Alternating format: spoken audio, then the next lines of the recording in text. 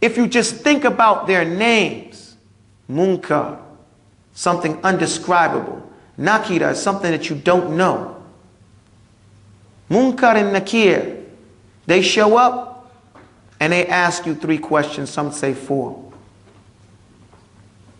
Who is your Lord? Now,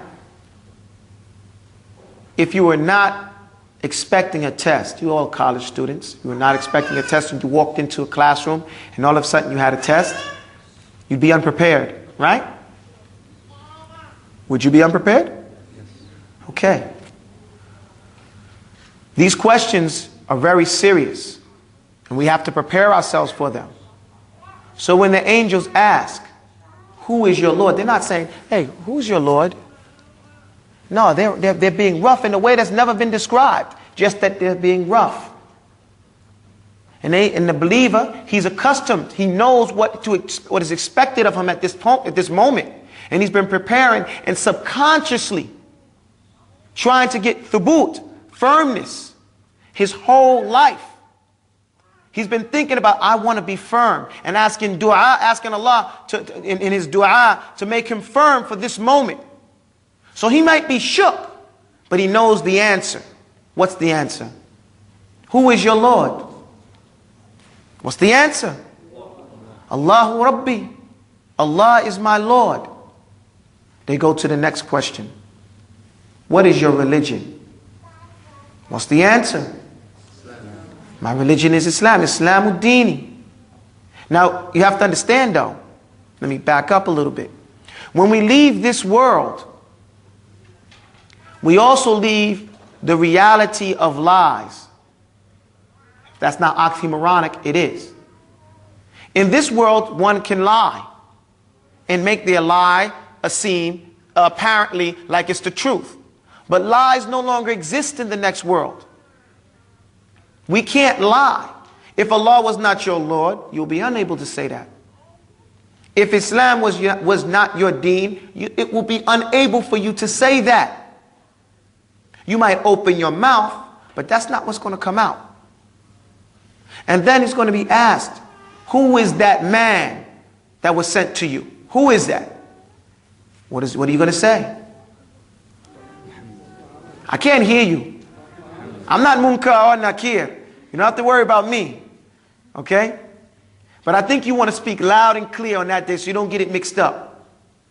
Okay? And so when we answer, inshallah, Muhammad huwa Nabi.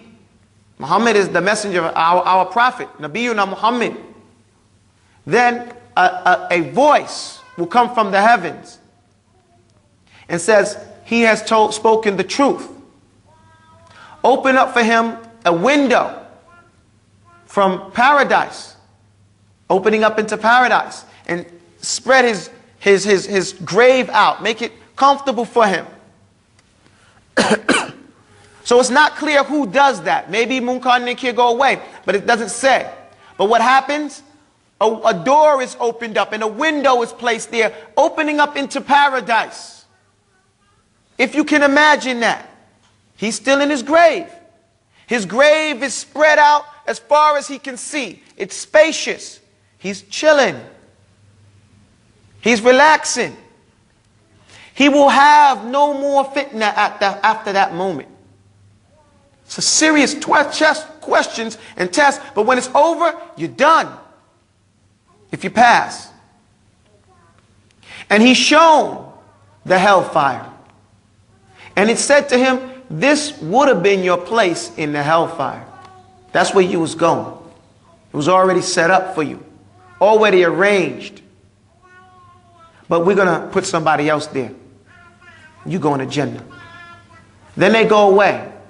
Whoever, the angels, whatever, they go away. And a beautiful faced, nice smiling, like a good omen. Somebody coming looking really nice shows up and squats over near the grave. Right where you're at, and I will be. And so the person in the grave is going to say, who are you? Because, I'm getting a good impression here. I'm getting a good feeling here. Who are you? But you got a good feeling.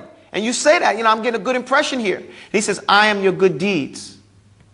I am your good deeds. No, you were quick to obey Allah. Listen to the language. You were quick in obeying Allah, and you were slow to disobey Him. Now, if you want the angel to, or that being, because it doesn't say it's an angel, some other creation. Allah yakhluqu ma yasha. Allah creates what He wants. If you want that, you have to do that.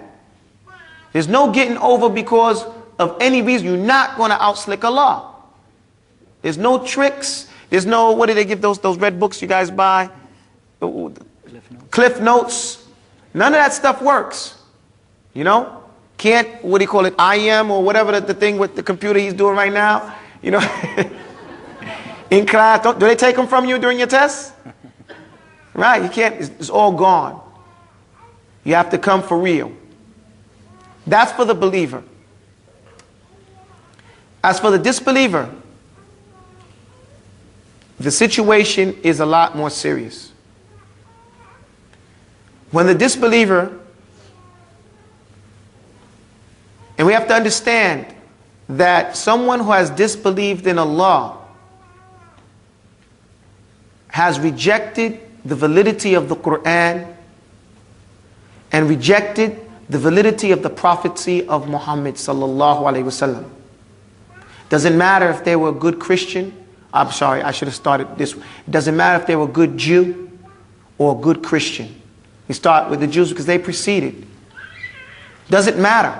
Because just like in our law, in we say American law, what happens? You have a superseding indictment. When you get in the law, you get one indictment, and you can get a superseding indictment. And that superseding indictment, what? It wipes out, it abrogates the previous charges. Right?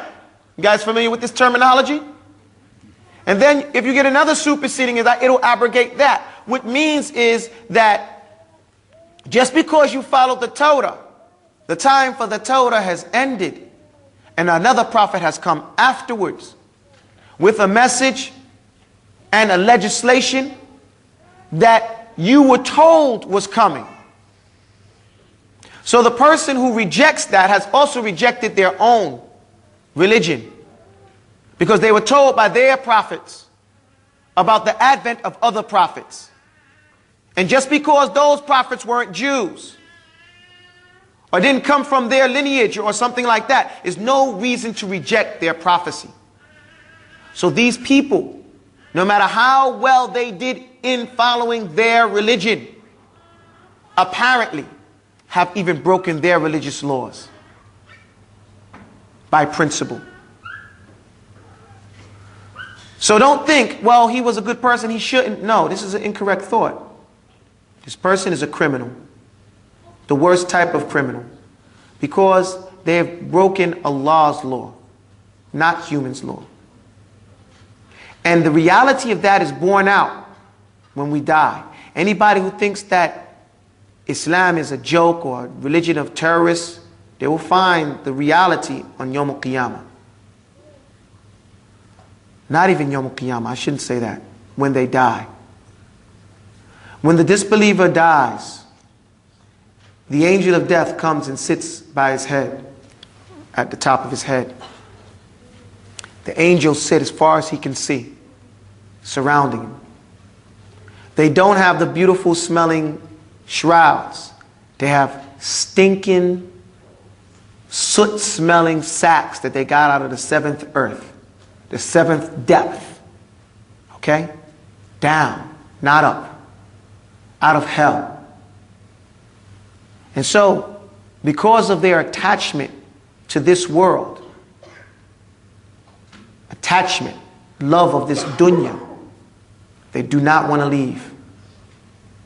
So when the angel of death says, "Oh, foul, stinking soul, get out of there. Come out to the punishment of your Lord," the soul runs around in the body, clinging on to the bones and holding on to the arteries and the veins, trying to hold on to the little bit of life that it thinks it has left. So much so that the angel of death has to put his hands on you. And he reaches in there and he snatches the soul out, ripping the tendons and the bones and the